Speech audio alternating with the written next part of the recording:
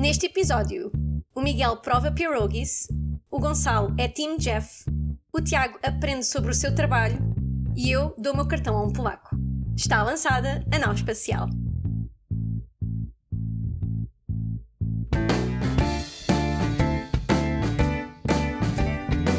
Marujos e marujas, a tripulação da nau espacial dá-vos as boas-vindas para o episódio 42. Eu sou a Lígia. Eu sou o Gonçalo. Eu sou o Miguel. E eu sou o Tiago. E para quem está, oh não, é a Lígia a narradora outra vez, ou a moderadora. Bem, teve que ser, porque nos últimos dias nada se passou aqui nos vales da América do ponto de vista científico. Estamos todos em coma alimentar do Dia da Ação de Graças. Que bom. E é quando está a haver o Dia da Ação de Graças que a Europa decide fazer um Power Move. E é o Tiago que vai aqui apresentar esse Power Move. Portanto, sem mais delongas, vou dar aqui a palavra ao Tiago. Foi ontem, Dia de Ação de Graças? Foi. Ok, muito bem. Sim, ontem, enquanto os americanos estavam a comer o peru tradicional, aqui na Europa, no espaço pelo menos, estavam a acontecer coisas importantes. Curiosamente, ontem também aprovaram o Orçamento de Estado português, não foi? Mas sim, também sim. ocorreu o Conselho, deixem-me ver o nome para não me enganar, a reunião conciliar a nível ministerial, que é, por outras palavras, junta-se toda a gente da ESA e dos países membros, e não membros, mas também que contribuem de outras formas, e aprovam uma espécie de um orçamento para os próximos 3 anos. Isto já começou já há 2 dias, acho eu, negociações, demorou imenso tempo. Ontem foram anunciados os primeiros resultados. Ainda não sabemos muito, mas o diretor-geral da ESA, o Sr. Joseph, cujo último nome eu não me vou atrever a pronunciar, fez umas declarações muito breves, com algumas imagens, e é um bocado sobre isso que nós vamos falar. Antes de mais, o sentimento geral deste orçamento da ESA é muito positivo. O último orçamento tinha sido aprovado, tinha sido em 2022, há 3 anos, e tinha sido 16,9 mil milhões de euros. E este ano, a direção da ESA propôs, assim como nós queremos, 22 mil milhões. E tipicamente a expectativa quando isso acontece é que os Estados-membros vão dar à volta de 90%. Não vai ser aquilo que nós queremos. Claro que a direção puxa mais para cima, puxa a brasa para a sua sardinha, e os Estados-membros depois não há dinheiro para tudo e ficam sempre um bocado aquém. Este ano isso não aconteceu. A direção da ESA propôs 22 mil milhões de euros e os Estados-membros aprovaram 22 mil milhões de euros nesta reunião. Portanto, há um sentimento de alegria e de atingir o objetivo, como é óbvio. A direção da ESA está muito contente com isso. E depois, um dos slides que foi apresentado mostra a distribuição deste bolo, destes 22 mil milhões de euros, pelos vários diretorados, pelas diretorias, não sei realmente a tradução disto, os departamentos da ESA, ok? E pronto, era isso que eu queria aqui falar hoje, assim, um bocado de como é que a ESA está dividida e por onde é que este dinheiro vai. Até não só por interesse dos ouvintes, mas também pelo meu, que trabalho aqui e não sei muito bem como é que isto funciona. Então nós depois vamos pôr nas notas do episódio esta imagem, se estiverem interessados em ver, mas eu agora vou passar por ordem das fatias que receberam mais dinheiro para as que receberam menos e só dizer umas palavras. Portanto, o mais importante, com 20% da fatia, muito dinheiro, é transporte espacial. Que eu procurei o site deles e eles dizem it's all rockets, ou seja, é tudo sobre foguetes. A ideia de que, se nós queremos fazer espaço, temos de ter algum veículo para pôr coisas no espaço, não é? Não faz sentido não ter. E, portanto, esta é a fatia que recebe mais dinheiro, está relacionada com o Ariane 6, com o Vega C e com o European Launcher Challenge, de que nós já falámos aqui, e que foi uma surpresa, que foi um programa super subscrito. Os países subscreveram 200% daquilo que a ESA queria, portanto. Interessante. Sobre subscrito. Exatamente. Certamente não haverá notícias vindouras sobre isto. E pronto, estes são os foguetões, operam da Guiana Francesa. Para já pode haver outros sítios interessados em operar foguetões na Europa no futuro. Vamos ver. Pronto. A seguinte fatia é a fatia do Scientific Program, o programa científico, 17%, um bocadinho menos. Que, segundo a diretoria, mantém a ciência a rolar. É a diretoria onde eu me insiro e que gera dados científicos, no fundo, para a comunidade científica. E o que eles fazem é financiam planeamento, desenvolvimento, lançamento e operação de missões espaciais. tem muita ligação à comunidade científica europeia, recebe input e feedback de tudo aquilo que faz. Portanto, como os dados são para os cientistas, faz todo sentido ouvirmos os cientistas. E uma estatística que eu gostei muito do site ESA é que diz que já há mais de 94 mil artigos ou da ESA ou com dados de ciência feita pela ESA. Portanto, muita ciênciazinha já foi feita com o resultado deste programa científico. Para além disso, é obrigatório. Todos os países têm de contribuir para isto, para manter isto estável. A Lígia sabe disto. A Lígia já falou disto, inclusive. A seguir, com 16%, quase o mesmo, observação terrestre. Esta é a joia da coroa da ESA. É realmente a agência espacial que mais se distingue nisto. E o nome diz o que faz. São satélites que orbitam a Terra e olham para baixo. Tiram fotografias, veem o clima, estudam a atmosfera, a biosfera, os oceanos, a criosfera, tudo o que vocês possam pensar que dá jeito de ter todas as esferas. Tudo o que dá jeito de ter um satélite lá em cima a olhar para baixo para nos ajudar está incluída nesta fatia. Inclusive, por exemplo, quando há desastres naturais, nós vemos fotos dos incêndios, também está incluído aqui. A seguir, exploração robótica e humana com 13%. Aqui as fatias já estão a começar a ficar mais pequeninas.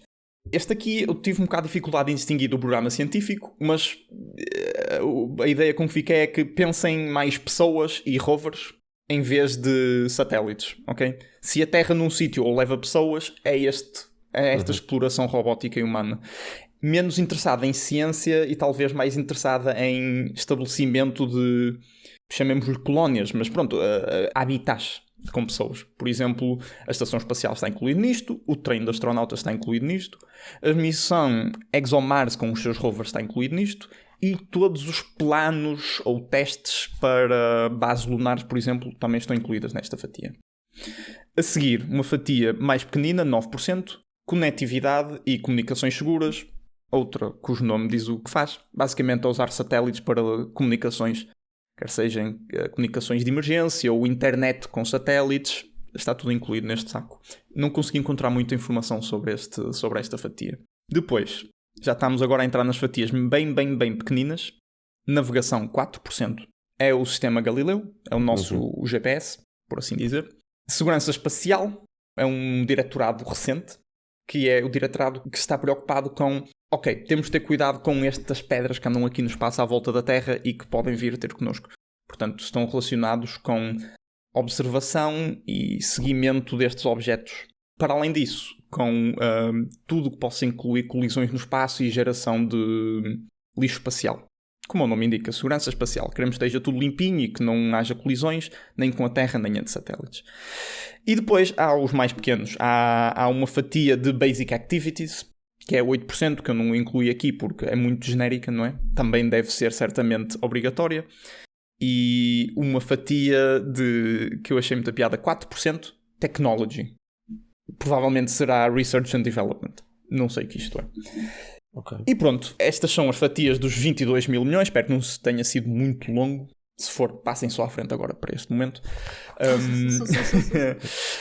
Há outras coisas interessantes. Também foi revelado o gráfico de quanto os países individualmente contribuíram. Portugal, por exemplo, aumentou a sua contribuição em 50%, não foi, Miguel? 51%. 51%. A Espanha duplicou. O Canadá quadriplicou.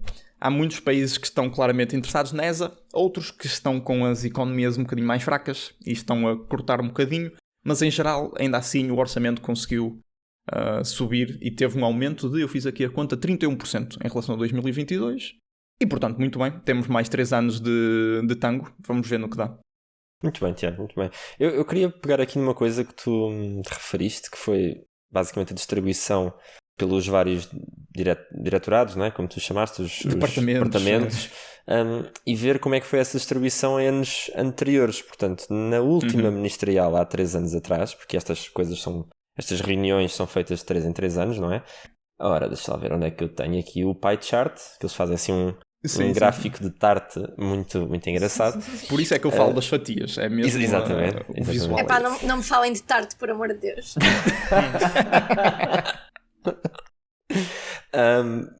Portanto, o Space Transportation, por exemplo, há 3 anos atrás, em que o orçamento total era 16,9 mil milhões, passámos para 22%, não foi?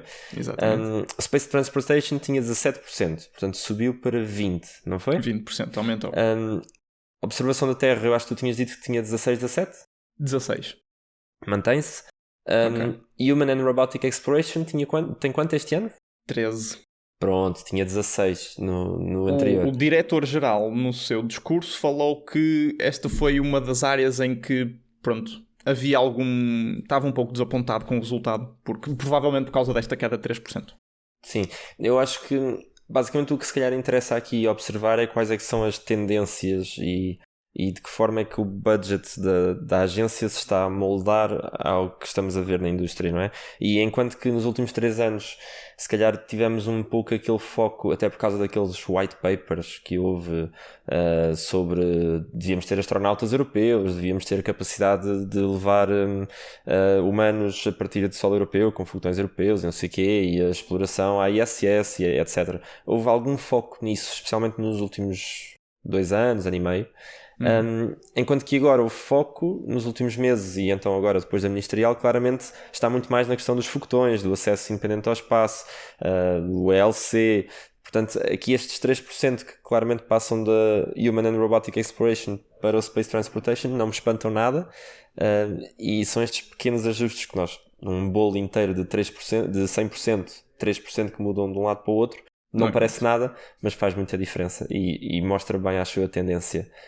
Sim, mas em bruto, qual foi a diferença? Porque como o bolo todo aumentou, também bolo também não dava muito jeito a falar, mas pronto, como o conteúdo todo aumentou, na verdade, se calhar para Space Exploration ou Robotics ou nenhum dos departamentos ficou com menos dinheiro em termos absolutos. Pronto, exato, mas isso é importante realçar, porque se calhar até a nível do que eles precisam é muito estável, não havia se calhar também uma necessidade de aumentar o valor bruto, e como no geral a ESA aumentou o total, teve que se reajustar para onde realmente era necessário se calhar mais injeção. Sim, e acho que o que eu queria também comentar aqui é a comparação disto com a NASA. Portanto, eu não acho que seja coincidência que no ano em que a NASA teve muito nas notícias que cortou, a ESA manda a notícia para fora que aumentou para o maior valor de sempre a injeção de dinheiro para a ESA. Exatamente. Eu sei que isto é o meu cantinho das teorias das conspirações, não é? Mas, na verdade, não acho que seja coincidência. Se bem que eu fui aqui ver qual é que, depois de tanta marmelada que houve e carnaval para o orçamento da NASA, fui a ver e, na verdade, está igual ao ano anterior. Está a 25 mil milhões. Está a 25 mil milhões. Sim. Portanto, não pensei que fosse tão próximo da ESA, exato. Está muito próximo do da ESA. Se bem que é assim, a minha fonte é o Reddit. Não, só para deixar aqui. Há aqui um pormenor que não é um pormenor, é um pormenor, que é este orçamento dos 22 mil milhões da ESA é para 3 anos.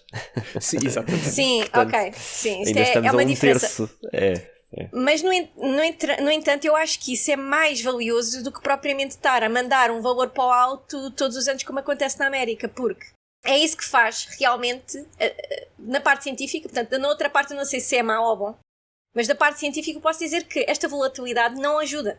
Mais valia darem aquele valor para os 3 anos e estarem quietos e não mexerem a mais nada, como a ESA faz, do que no caso da América, que dá este valor, que é, no fundo, 3 vezes mais, é verdade, mas que depois todos os anos mudam o foco. E portanto não dá para fazer essa mudança todos os anos e ter no fim um produto. E é por isto que a ESA, mesmo com um terço, acaba por ter sempre resultados mais a tempo e há uma maior fiabilidade de que o resultado apareça. Sim, é um bom ponto. É como eu dizia no episódio passado, a ciência não se faz em semanas nem em meses e portanto não faz sentido fazer os orçamentos de 12 meses. 36, a ciência não faz. 36 ainda assim é pouco. Há missões que são planeadas durante décadas. Eu estou a ler para o trabalho um artigo relativo a uma missão que está agora a voar, ainda não chegou ao seu destino e que é do início dos anos 2000. Eu tinha 4 anos. Estas coisas demoram mesmo muito tempo. E outra coisa que eu queria dizer é que também o Canadá, relativamente àquilo que tu disseste de ter havido um aumento na ESA e dado todos os problemas que estão a acontecer na NASA, o Canadá, será que este dinheiro apareceu do orçamento na ESA ou será que foi tirado do da NASA por causa de, não só da instabilidade que está acontecendo nos Estados Unidos, mas também por causa da rivalidade política que há neste momento entre os Estados Unidos e o Canadá? São perguntas que ficam assim no ar e que são interessantes. Bem, do ponto de vista de investimento, tu pensa onde é que preferias investir o teu dinheiro como país que está sempre atrelado a amigos, não é? Onde é que preferias investir? Em que agência é que achas que o investimento vai estar mais seguro? Portanto, eu acho que é um bocado por aí que faz sentido. Mas, para te dar um exemplo da ciência, eu trabalho num laboratório e posso-vos dizer que, se me derem um orçamento para 12 meses, o mais provável é, quando mudarem tudo no mês número 13, o meu equipamento dos meses anteriores ainda não chegou sequer para eu começar a trabalhar. Portanto, deram-me o orçamento para 12 meses, eu encomendei o equipamento, ainda não conseguiu sequer haver resultados no ano seguinte. E, portanto, se no ano seguinte disseram, e agora o teu orçamento vai descer 50% para passar os outros 50% para a outra ciência. Essa outra ciência não pode começar sem esta ter acabado, não é? Portanto, porque há um seguimento lógico. Portanto, é esse o caos da NASA a nível de ciência, só para terem noção. Queremos comentar aqui também as distribuições dos países, Gonçalo? Não sei se é isso que... Não, ok. Queria dar um comentário diferente, uma perspectiva que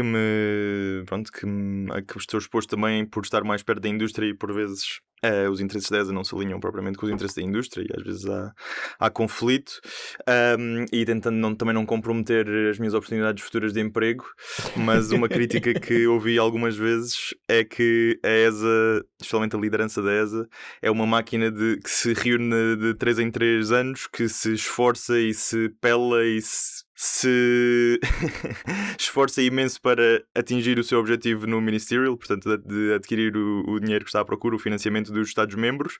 Depois faz uma festa gigante por ter conseguido 90%, ou neste caso 100%, não é? Que foi histórico aparentemente, mas sim, é sempre relativamente bem sucedido, e depois adormece outros 3 anos deixa as coisas rolar, paga os seus salários nos moldes que sabemos que a ESA faz como sendo uma agência internacional.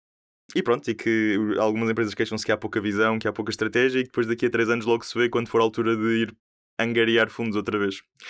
E pronto, era só uma perspectiva para partilhar. Não que eu partilhe essa opinião, mas era uma perspectiva que é importante considerar também para que é que a ESA serve. Quanto à alocação dos países, estava à espera de aprender convosco, por acaso, porque eu não dei muita atenção. Aliás, acabaram de me perguntar ao almoço aqui no trabalho o que é que eu achava do investimento de Portugal e ter aumentado e perspectivas, e eu disse, não sei, mas vou saber depois da minha reunião com a malta do podcast. Portanto, tu estás aqui em trabalho, na verdade. Vocês estão a deixar mal, basicamente. Nós somos training. Podes meter estas horas que passas connosco como... Okay. Mas então, Business Development.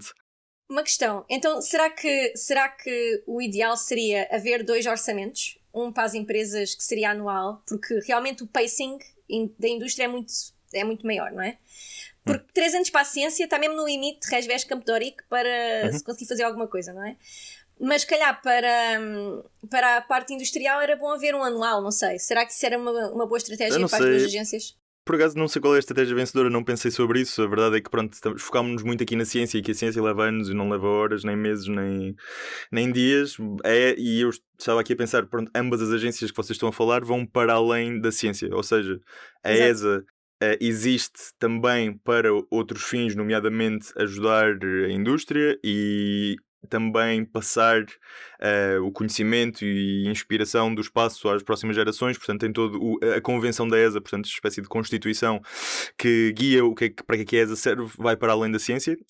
O facto é que a ESA é muito boa na parte da ciência, investe muito na parte da ciência e tem bons resultados, especialmente na observação da Terra, como o Tiago disse. E, por outro lado, a NASA é uma agência governamental e para todos os efeitos, como o acrónimo indica, é a administração para os tópicos de espaço IAR, não é? do governo dos Estados Unidos. Portanto, se recuarmos umas décadas, a NASA estava a cooperar em programas de defesa, hoje considerados de defesa, não é? De espiar e tudo mais. Portanto, também lá está, não podemos cair na tentação de olhar para o prisma só da parte da defesa. Quanto à ESA e os orçamentos, e tem muito de política para além vai para além do business, não é? Para além do negócio, entra na esfera política. Também tem o facto dos geo returns, que já falámos muito aqui neste podcast, ou seja, o facto de que o gasto da ESA depois é proporcional ao investimento dos Estados-membros, que pronto, em princípio faz sentido, mas vais ter Estados que não estão contentes com essa situação e estão sempre na tentação de não investir na ESA e investir nos seus programas nacionais. Portanto, acho que isto foi algo que acabou por não acontecer. Por exemplo, havia medo que a França investisse menos, parece que não foi o caso. A Inglaterra, o Reino Unido acabou por investir um bocadinho menos, mas não me parece nada de chocante. Espanha e Portugal investiram bastante mais do que antes. Acho que não houve uma grande mudança nesse aspecto, mas também, lá está, não fui muito profundo porque estava à espera de aprender aqui mais. Mas achas que, lá está o Reino Unido, que é assim o caso mais óbvio, que diminuiu bastante em termos relativos, até em termos absolutos também, menos 100 milhões do que há 3 anos atrás. E acho que eu vi foi a Suécia, que também diminuiu ligeiramente em termos absolutos o seu financiamento. Achas que não é porque estão descontentes com a política de georretorno ou porque querem investir nos seus... Bom, sem entrar aqui em... Não é? Se calhar também porque desde o Brexit acabamos por pensar um bocadinho menos no Reino Unido. Geralmente estas conversas envolvem mais a Alemanha e a França do que o Reino Unido em si, portanto é algo que não está no meu radar de todo. O que eu farei agora é estar atento aos programas de governo, como é que eles vão gastar no espaço para além da ESA e ver se existe uma compensação ou não. Ou seja, se há uma trend que indica que eles estão a investir menos no espaço de todo ou se há uma trend que indica que estão a pôr mais dinheiro nos seus programas nacionais. Bem, na verdade há um isolamento do Reino Unido em alguns dos programas da ESA, não é? Porque há programas da ESA que são da União Europeia. E portanto, acho que um grande desses é o Galileu, não é? Da parte da... Como é que eles chamam? Satnav.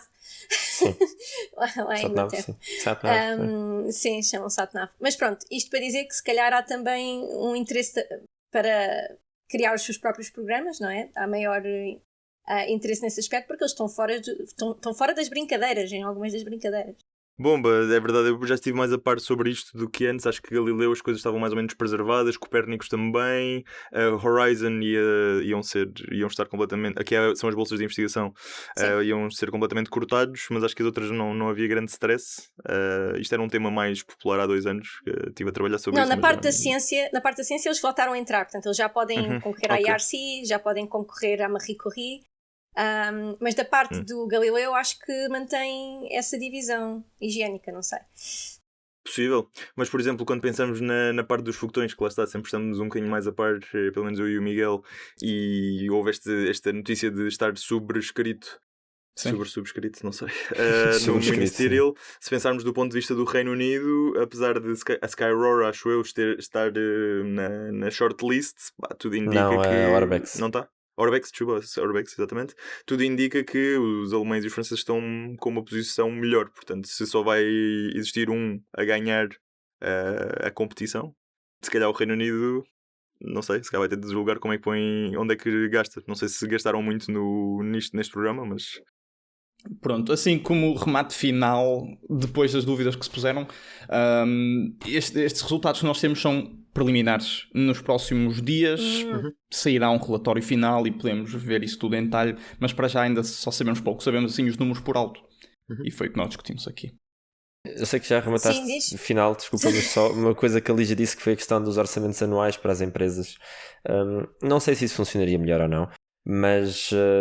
de certa forma isso acaba por acontecer, porque o que tu tens neste orçamento agora é o que aí nos Estados Unidos chamam das autorizações, não é? Não são ainda alocações. Portanto, esse dinheiro depois vai sendo alocado, se calhar até de forma mais fina do que anualmente, se calhar. Portanto, é como aqueles feeders dos gatos, quando vais de férias e de 3 em 3 horas sai um bocadinho de comida. Sim. É mais ou menos primeiro metemos para a semana toda agora. Depois temos que programar quanto é que cai por dia. Pronto. É mais ou menos isso. Acho que com isto está na altura de mudarmos de tema. E agora vamos falar um pouco de dentro da ciência, não é? Do que é que se pode fazer aqui com este dinheiro todo da ESA, por exemplo. Falou-se aqui do Rocket Challenge. Há aqui mais dinheiro também para as empresas e para os foguetões. E queria que o Miguel falasse um bocadinho porque é que isto é tão importante, que tipo de ciência é que isto também se pode fazer com este tipo de foguetões e com este tipo de programas. Ok, eu vou-te devolver essa pergunta, fica já avisada, porque o mote aqui para este tema intermédio é que eu estive na Polónia a semana passada e fui lá ter com um futuro cliente nosso do Spaceport, portanto a empresa polaca Space Forest, que eles fazem foguetões suborbitais, portanto coisas que não vão à órbita, mas que levam payloads até ao espaço, e é aí que entra a parte científica. E eu fui lá para ver um lançamento deles, que eles fizeram a partir da Polónia para o Mar Báltico. Foi o terceiro lançamento com sucesso deste foguetão que se chama Perun. Portanto, novamente aqui bastante adequado à época, porque o Peru foi ontem também, não é? Pelo menos para a Lígia. Mas já que não, estamos a falar... que eu não como carne. Pronto, ok. O Peru vegan, pronto, neste caso, não sei. O meatless, don't be a chicken. E então, obviamente que, já ainda por cima, já que estamos a falar de comida, o meu highlight nesta viagem não foi o lançamento, mas foi os pierogis que eu provei, finalmente, depois de termos falado aqui há bastantes episódios atrás sobre o pierogi espacial. Finalmente percebi porque é que aquilo é uma coisa. Não gostei assim tanto, mas pronto, não percebi o fascínio. Acho que os nossos rissóis são melhores, mas foi interessante provar os pierogis e não percebo qual é a dificuldade de levar aquilo para o espaço. Deve ser só desidratar e pronto. Mas pronto, voltando ao Rocket. Esta empresa polaca é uma startup que tem de facto financiamento da ESA, do programa Boost, portanto aí realmente tens razão, na medida em que os nossos impostos também estão a apoiar esta empresa, mas é uma empresa privada, com capitais privados, e neste terceiro voo a partir de Ustka, na Polónia, foi um voo com sucesso, embora eles tenham tido que terminar o voo a partir dos 29 segundos desde a descolagem, porque, segundo o que eles próprios dizem no comunicado de imprensa, os dados em tempo real do voo indicavam um risco de sair da área limitada que eles têm para lançar, então tiveram que carregar no grande botão vermelho, não é? Depois, em termos das payloads científicas que eles levavam a bordo, eles até dizem científicas e comerciais, porque havia algumas que não eram propriamente científicas, como é o caso, por exemplo, de eles levavam, como é que se chama as hops em português? Não é o lúpulo? Vinhas? Não é cevada, não, é a yeast. Levedura. Obrigado. Mas isso é científico. Não é bem, porque eles levaram a levedura a bordo do Rocket para depois fazer cerveja quando chegar cá abaixo e vender como sendo cerveja espacial. Mas isto já nem é novo, em 2022 havia uma empresa que queria fazer isso, acho eu, na agência espacial, na Estação Espacial Internacional, uma coisa assim. Claro que sim, isto já foi feito várias vezes, mas pronto, era uma empresa local da Polónia, especificamente daquela zona da Polónia. Eu quero só acabar com a magia desses vinhos, não comprem, porque a levedura cresce cada 20 minutos. E portanto a levedura que vocês já estão a beber já é a tetraneta dessa que foi ao espaço. Então, mas tem pedigree? Mas é isso, mas tem pedigree. Eu acho que o objetivo é esse. Será que a tetraneta do Buzz e do outro que foi à Lua tem aqui algum pedigree? Não sei.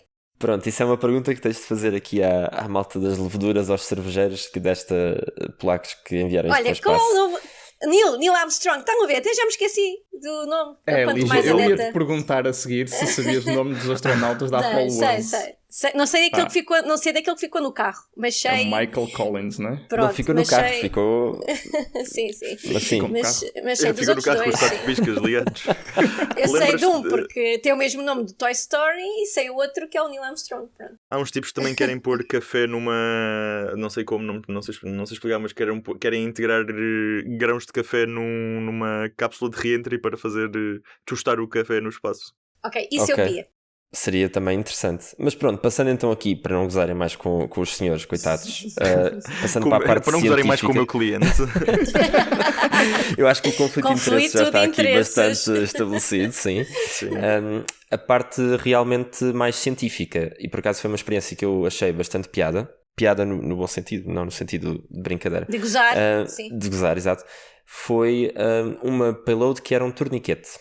Portanto, eu não sei se vocês sabem o que é um torniquete, mas é um dispositivo médico que basicamente serve para auxiliar pessoas em casos de trauma. Por exemplo, cortas uma perna ou um braço, coisas que acontecem no dia-a-dia, não é? Quando eles põem um cinto à volta do membro amputado. Exatamente, para impedir o sangramento excessivo, digamos assim. Estanca. Ajuda a estancar a hemorragia, pronto. Portanto, é um equipamento que pode salvar vidas, que se calhar, tal como os desfibrilhadores, devia estar espalhado por escolas, espaços públicos, etc. E não está. Nós só acreditamos que toda a gente usa cinto. Exato, e usas o cinto, exatamente. Funciona, atenção. Se pessoas estiverem a ouvir em casa, se não tiverem um torniquete, usem um cinto, porque é melhor do que nada. Não se resignem isso, faz favor. Se não tiverem uma ambulância, chamem o Uber. Assim, há muitas maneiras de substituir dispositivos médicos. A vossa imaginação. Mas o que é que aquele torniquete, o que tinha de especial é que basicamente aperta-se ao braço ou perna, o que é que seja, da pessoa sozinho. E o que eles queriam testar era se em ambientes de altos Gs, portanto na descolagem, ou baixos Gs, no caso de 0G do momento de microgravidade, se essa pressão funcionava bem ou não. Até porque, não só para aplicarem possivelmente astronautas, mas também em pilotos. Por exemplo, vais num caça, num F-16 ou whatever, arrancam-te metade da asa e com a asa vai o braço. Pronto. Se aquilo consegue ser autonomamente aplicado, assim é que é. Pronto, e era basicamente isso que eles estavam a testar, e acho que testaram com sucesso, penso eu, porque as payloads foram recuperadas. Portanto, agora é esperar pelos dados. E sim, isto era uma experiência também de uma empresa privada, esta do torniquete, mas em parceria com o Instituto de Aviação Polaco, Aviação Militar Polaco, uma coisa assim. Eu depois ponho os nomes nas notas do episódio. E já agora, para não ser aqui só a Lígia dizer mal das coisas, a Lígia conheceu de facto estes dois dos sujeitos com quem eu estive na Polónia, porque eram da empresa, da Space Forest, em Santa Maria, quando lá estiveste, não foi? O que é que achaste dos sujeitos? Bem, o que eu posso contar aqui é que nós eu e o Miguel ligámos ao Gonçalo e ao Tiago pelo Zoom para termos uma reunião, e era só o Miguel, portanto ninguém achava que eu estaria em Portugal, a gente achava que eu estava nas Américas e a dormir, ou sei lá, não sei. Eu já estava a dizer, tipo, a Lígia está atrasada, isto é um escândalo, ela não responde no WhatsApp. Sim. E nós até esperámos um bocadinho até eu entrar para ver se eles começavam a dizer mal de mim, só mesmo para ver aqui a reação. E depois eu a surpreendi-los desta maneira. Foi ouvintes que não estão a ver o vídeo teriam Bom, mas é ao YouTube. Nós agora temos vídeo, vão ao YouTube. Pronto.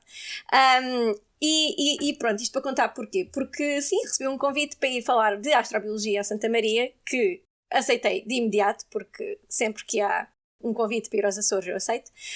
E estive lá com o Miguel, que estava lá também nesse evento, onde se falou do novo Espaço ao Porto Espacial. Portanto, Espaço ao Porto é TM, não espacial, é a nossa maneira de dizer, mas a maneira correta de português é Porto Espacial.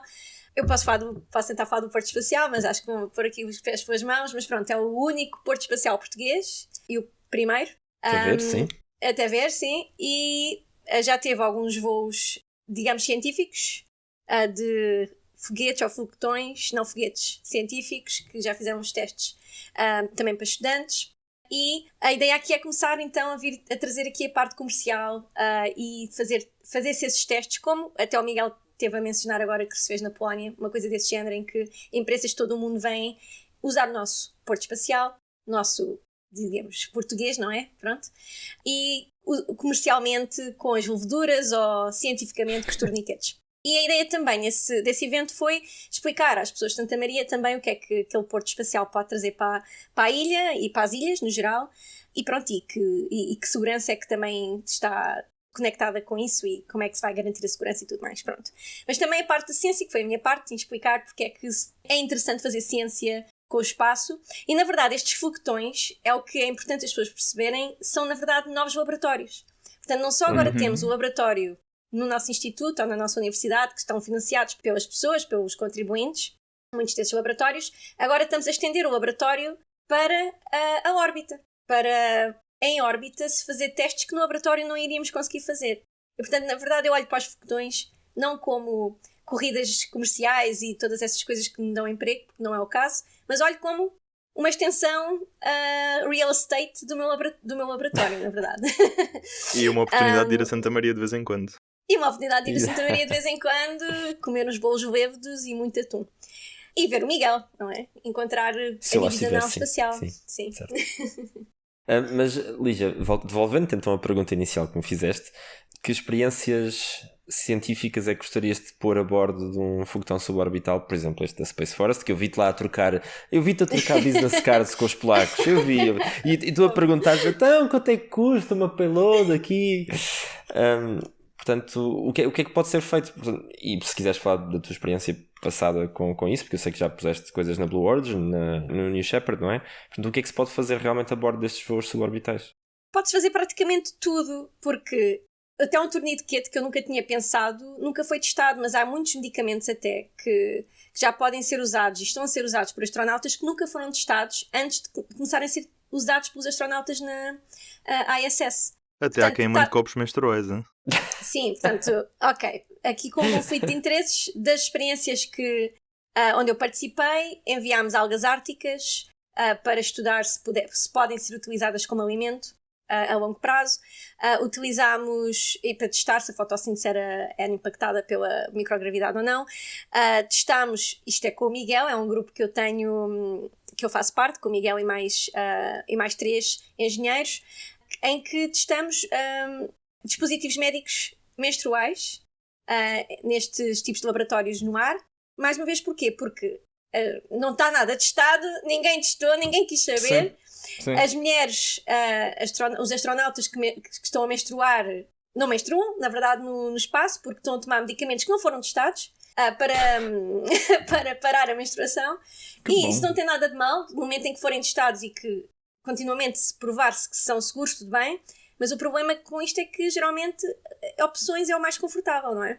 E não há opções que tenham sido testadas para menstruação no espaço. Nem sabemos o efeito do espaço na menstruação a longo termo, porque nunca houve ninguém a menstruar a longo termo no espaço. Portanto, há todo aqui isto é o que eu chamo long hanging fruit, low hanging, não é long, low hanging fruit a nível de ciência, porque a quantidade de perguntas e de experiências simples que se podem fazer são tantas que até acho muito bem que metam isto também em concursos com estudantes e tudo mais, porque até estudantes de... mão de obra barata. Não, pelo contrário. São perguntas simples, não é? Não, pensa por outro lado. Instrução, hands-on approach, aprender a fazer e se calhar terem artigos científicos ainda no secundário. Portanto, é isto que estou a pensar e isto é um grande boost para quem quer depois seguir a vida académica, quer entrar no doutoramento e tudo mais. Portanto, isto é realmente uma área que me interessa bastante, porque pode-se fazer muita ciência e é laboratórios e dados e todas essas coisas, não é? Que me interessam. Mas que tem mais com esta conexão com a parte comercial, e por isso é que eu estava a perguntar o preço, não é? Porque no momento em que um cientista pede dinheiro para uma centrífuga num orçamento, pode também pedir dinheiro para um voo suborbital, não é? E acho que a ciência melhor que se vai fazer é com isso no futuro, e é os cientistas que já estão de olho de como poder incluir isto nos seus orçamentos e apanhar dinheiro para poder pagar estes voos, ou um espacinho nestes voos, que realmente vão ter a melhor ciência, e as Nature desta vida é para esse tipo de cientistas que vem no futuro. Mas ao mesmo tempo é este tipo de dinheiro também que a parte comercial precisa, não é? E portanto é esta sinergia de boa ciência com o espaço comercial que vai gerar rentabilidade. Ok, e nós agora não vamos conseguir gerar tempo para o Gonçalo falar do tema dele, pois não? Conseguimos. Fui completamente vilipendiado, mas acho que... mas se quiserem consigo falar rápido. Bom. Sim, vamos passar aqui para o Gonçalo, e acho que o Gonçalo traz-nos, na verdade, notícias da América. Pois é, é verdade, por coincidência. Eu estava atento e hoje, para além do feriado do Peru, não é? Há um feriado muito mais importante hoje, que é o Black Friday, Sexta-feira Negra, não é verdade? Portanto, obviamente vou falar da Amazon. Se é Black Friday, está toda a gente ligada. Non-sponsored, não é patrocinado, mas acho que faz sentido. Eu acho que é só se tiveres a subscrição na Amazon que tens direito à Black Friday. Aqui só dizendo... eu tenho Prime. É verdade, por isso sou aqui leal seguidor do Jeff, desde que me aborreci com o Elon Musk, como propagandeei no outro episódio da Now, aqui na outra temporada. Agora sou da Team Jeff. E então têm sido umas boas semanas para a Amazon. Falámos há 2 semanas do lançamento do New Glenn. Pouco depois eles anunciaram que vão aumentar até a escala, e o comparador sempre nos foguetões é o Saturn V, que é aquele mítico lançador que levou os humanos à Lua e tudo mais. O Neil Armstrong e o Buzz Aldrin, e como é que se chama o outro? A Lígia? Já me esqueci, é o senhor do carro. É o que ficou no carro a deixar o carro a aquecer, não sei. Com a chave na ignição. A descongelar o vidro. Sim, e porquê é que se compara? Primeiro porque é mítico e depois porque é mesmo muito grande. Sabes que até era capaz de ser o maior até recentemente, não com a Starship agora. Mas o New Glenn vai ficar até mais comprido, portanto, como sabemos, isso é sempre bom. Eu até propagandeámos aqui no Instagram da Nau Espacial, podiam deixar a vossa reação. E a notícia agora mais recente foi que o projeto Kuiper, que é Kuiper, não é? Kuiper? Sim. Pronto, só para dizer outra maneira de dizer também, só para... é uma palavra holandesa, exato, portanto é difícil de pronunciar. O que acontece muito no mundo empresarial e inclusive no espaço é que os projetos que têm assim um nome fixe para se falar em código e não saber o que é, por exemplo, agora há um projeto que está muito nas notícias, que tem o nome de uma montanha da Indonésia, pronto, não vou falar mais sobre isso, etc. E então este nome era um nome temporário e agora eles desvendaram a marca oficial deste novo produto, que se chama Amazon Leo, porque é o produto de internet por satélite que vai competir com a Starlink, com a SpaceX. Como é baseada em satélites em órbita baixa, ou LEO, vai-se chamar Amazon Leo. As pessoas ficaram muito surpreendidas porque geralmente o nome dos projetos destas mergers e novas coisas não saem muito nas notícias nem no mainstream, mas este Amazon Kuiper foi tão prominente que toda a gente achava que isto era o nome e acabou, mas não, Amazon Leo. E ao mesmo tempo, passado uns dias, eles dão isto a conta-gotas, a grande notícia foi que os terminais que eles que vão pôr no mercado, os de alta gama, que acho que é a versão, não é a versão Pro, é a versão Ultra, vão ter velocidades de download de 1 GB por segundo, que é muito rápido, enquanto que a Starlink, os terminais conseguem um máximo neste momento de 475 MB por segundo, portanto supostamente vão entrar no mercado logo com o dobro da velocidade se subscreverem a versão mais cara. A SpaceX já anda há muito tempo a dizer sim, está a chegar, gigabyte por segundo, vamos chegar, e agora também tiveram de vir dizer mas isto vocês não vão ter de mudar de terminais, nós é que vamos mandar satélites mais poderosos. Lá está, a Amazon vai ter de jogar um bocadinho à apanhada com a SpaceX, porque a Starlink já tem 8.000 satélites em órbita, a aborrecer estes astrónomos todos, enquanto que a Amazon só tem 150 e picos, portanto vão ter de acelerar, têm licença para 3.200, acho eu, algo assim do género, portanto vão começar a lançar mais, se tudo correr bem, estão a montar o ecossistema, portanto os foguetões lançam os satélites, se tudo correr bem, neste momento e até existem alguns satélites a caminho da Amazon, a caminho da Guiana Francesa para serem lançados lá, os foguetões europeus, portanto ainda estamos longe desta integração, mas sem dúvida é um pouco a apanhada. Internet por satélite, já falámos um bocadinho sobre isto. Neste momento, quando... estou completamente perdido agora, isto às vezes acontece. Que merda, mano. Leo, competir com a Starship. Normalmente estamos dependentes da fibra, de ter internet pela ficha que vem da casa e tudo mais, e neste momento para termos internet em lugares mais recônditos, por exemplo nas montanhas ou até no campo em Portugal, temos agora estes novos serviços de internet que facilitaram muito. Portanto, se compramos uma antena à Amazon ou compramos uma antena à Starlink ou outro provider que pode comprar internet e depois vender, pomos a nossa antena e temos internet. Obviamente que isto é uma certa concorrência com as operadoras tradicionais que estão a ficar um bocadinho estressadas, mas ao mesmo tempo já existe um novo disruptor, é aqui que eu queria chegar, já existe um novo disruptor que é o D2D, Direct to Device, ou seja, já nem é preciso a antenazinha, se calhar no futuro, quer dizer, se calhar não, vai haver no futuro, sim, a partir do nosso próprio telefone, ligamos diretamente aos satélites. A SpaceX está muito na vanguarda disto. As operadoras estão todas a estressar, que vão deixar de ter antenas e vai deixar de dizer infraestrutura terrestre, vamos só conectar com os telefones. A partir disso não vai acontecer, não é? Até pela economia é mais barato ter uma antena quieta do que estar sempre a lançar satélites para os substituir. Mas acho que isto tudo é para dizer que enquanto que há uns anos, no final dos anos 2010 e início dos anos 2020, a observação da Terra estava muito na moda. Toda a gente queria saber sobre a observação da Terra, aplicações downstream, software, AI, machine learning, essas coisas todas. Neste momento também se calhar tem a ver com o meu microcosmos, mas as pessoas estão a ficar muito mais interessadas agora na parte da telecomunicação. Parece que vai haver uma grande corrida aqui, muito dinheiro para gastar em serviços de consultoria neste também. Então, Gonçalo, ficas tu com mais trabalho e eu desempregada porque os telescópios não conseguem ver nada, não é? Portanto, ao menos vou ter internet 1 GB por segundo para poder fazer download dos filmes pirata e dos livros pirata, não é? E pronto. Calma, não vais ter dinheiro para comprar legalmente. Exato, não vou ter dinheiro, exatamente. Lígia, calma, eu vi o futuro. O Gonçalo precisa ter comunicações por satélite. Estraga-te o trabalho. Tu fazes telescópios espaciais, pedes ao Miguel para os lançar e a mim para os operar. Já vi. Se isso não der ciência, ao menos dá um livro que eu posso escrever sobre o assunto e assim pagar a renda. Continuando.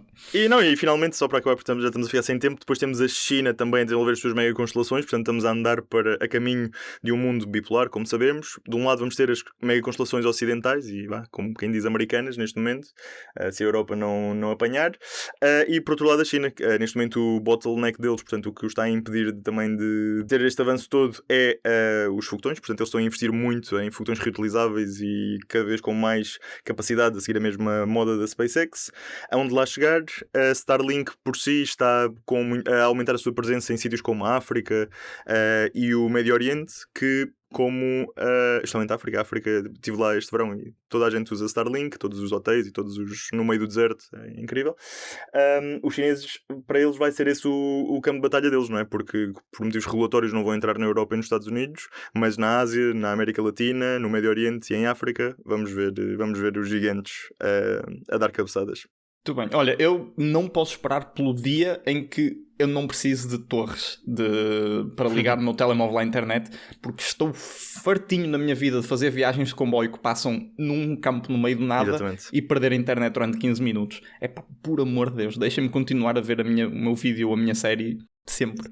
E eu que não posso fazer double authentications com SMS da minha própria casa, porque aqui, nesta zona de Ítaca, não se recebe... As torres não dão para os Gs, 4G e 5G e tudo mais. A Lígia vive na terrinha.